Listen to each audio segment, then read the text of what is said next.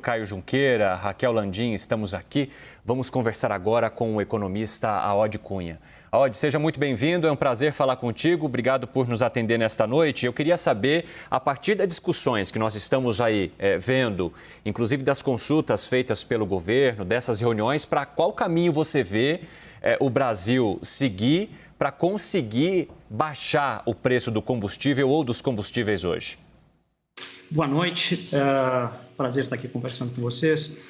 Olha, é um tema muito difícil, né? Porque o fato é que nós temos uma restrição no fluxo de oferta de petróleo, derivados de petróleo. Não só isso, né? Nós estamos com vamos ter um problema de restrição de oferta de vários outros insumos, né? Nós estamos vendo elevação de preços de trigo, milho, várias outras commodities. Mas claro que o petróleo, derivados e a gasolina especificamente tem um impacto maior pelo seu volume e pelo dia a dia do consumidor, de empresas.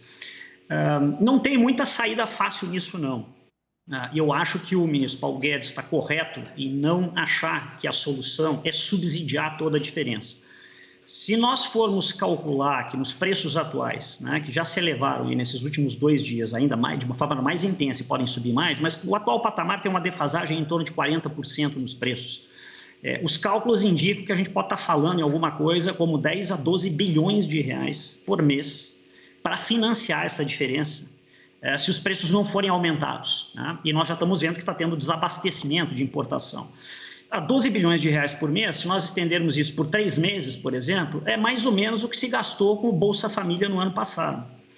Então, aqui talvez, né, o que tenha que se pensar, eventualmente, em alguma coisa transitória, claro que tem um limite para essa alta, o governo vai tentar frear isso de alguma forma, mas nós temos que entender que nós estamos num período de guerra, de restrição forte de oferta, e de alguma forma a demanda vai precisar ser contida um pouco. Se a demanda não for contida, nós vamos ter um problema de escassez de oferta, de produtos mesmo. Então, é quase uma sinuca de bico aqui. Talvez uma composição de redução temporária de impostos, né, eventualmente mesmo com ICMS, talvez algum mecanismo transitório de subsídio, mas subsidiar toda essa diferença, não me parece que existam recursos disponíveis para isso. Caio. Aode, boa noite. A situação mundial pede, vamos dizer assim, colocar o fiscalismo de lado e adotar, por exemplo, o orçamento de guerra, um estado de calamidade para ter uma flexibilização das contas públicas? Caio, é uma boa pergunta. É óbvio que em situações de guerra, e já foi assim no passado, né? É normal que os governos gastem mais, os déficits aumentem. Nós precisamos lembrar que os países, na sua enorme maioria, já vêm de um período de expansão de gastos com a pandemia da Covid, né? Então, os déficits subiram, as dívidas públicas subiram e, em consequência, a inflação já havia subido no mundo como um todo, não só no Brasil, antes da guerra. Isso coloca um desafio adicional. Muito provavelmente os países vão aumentar seus gastos, vão inclusive aumentar seus gastos bélicos. A Alemanha já anunciou que vai dobrar o seu orçamento militar, a Polônia também, outros países talvez façam isso. E isso tudo vai aumentar o gasto público, o déficit, num momento onde a inflação já é alta. Então, eu acho que os governos, num momento como esse, eles vão aumentar seus gastos, mas nós vamos ter como efeito colateral talvez uma resiliência da inflação, uma permanência da inflação por mais tempo do que se imaginava antes, né? O próprio Banco Central americano já estava dando sinalizações de subida de taxa de juros. O que nós estamos vendo agora no mercado é que os juros futuros, os juros de 10 anos no mercado americano, que é o mais relevante, já começaram a ceder, interpretando que os governos talvez vão ser mais tolerantes com a inflação durante mais tempo. Mas não vai ter uma medida de expansão de gastos e de tolerância com déficit fiscal sem esta contrapartida de uma inflação maior. Infelizmente, esse é o cenário que eu vejo. Raquel. Aode, dá para notar que você procura um meio do caminho, nem gastar indiscriminadamente, nem não subsidiar totalmente e gastar indiscriminadamente, mas também não correr um risco de caos social. Uma outra proposta que estava na mesa era passar a conta para os acionistas da Petrobras, congelando os preços sobre um período. Qual é a sua avaliação sobre essa alternativa? Então, Raquel, eu acho que a solução, afinal, vai ter que ser uma composição de algumas medidas, né? Se a gente olhar, por exemplo, o problema é o tempo agora, tem que se tomar alguma decisão em um curto espaço de tempo. Se a gente olhar para alguns países, como Chile, Dinamarca, por exemplo, há um mecanismo de estabilização de preços que vem já há algum tempo, onde, numa alta de preço de petróleo, você tem uma variação num preço de imposto que fica retido das empresas para compensar preços durante um tempo. E isso depois também, quando o preço cai, volta.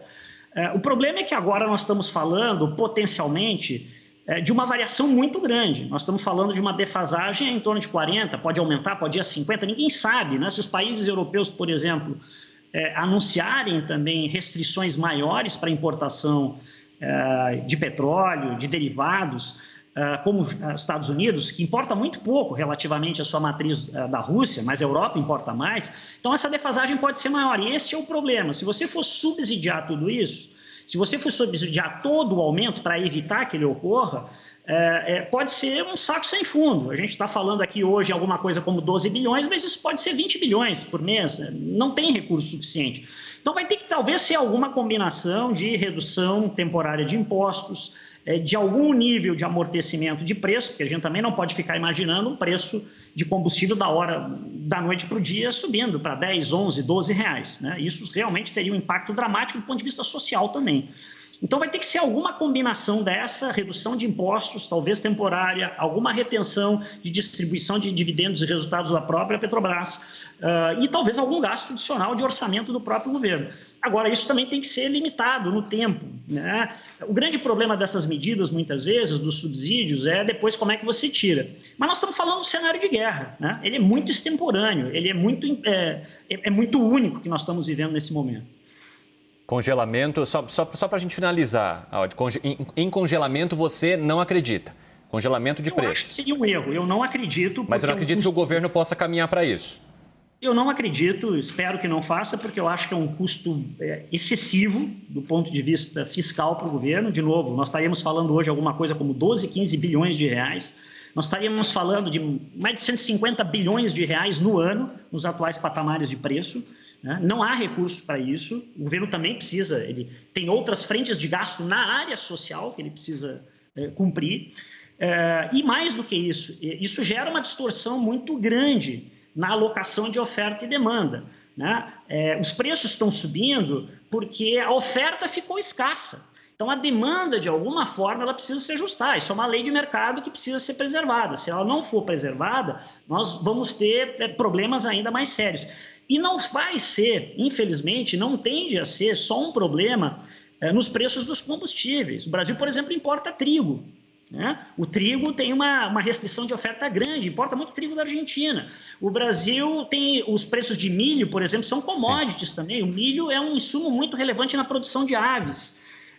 Nós estamos tendo uma série de outros minerais metálicos, fertilizantes. Então, se a gente for estender essa ideia de congelamento de preço à base de subsídio para a gasolina, claro que ela é a mais relevante, mas para outros produtos, a coisa fica ainda pior. Então, eu não acredito nessa solução, não. E no passado, isso já se mostrou ineficiente. A distorção, ela acumula e você não resolve o problema e ele fica cada vez maior. Aode Cunha, economista, muito obrigado por conversar conosco. Uma ótima noite para você. Muito obrigado, uma ótima noite a todos.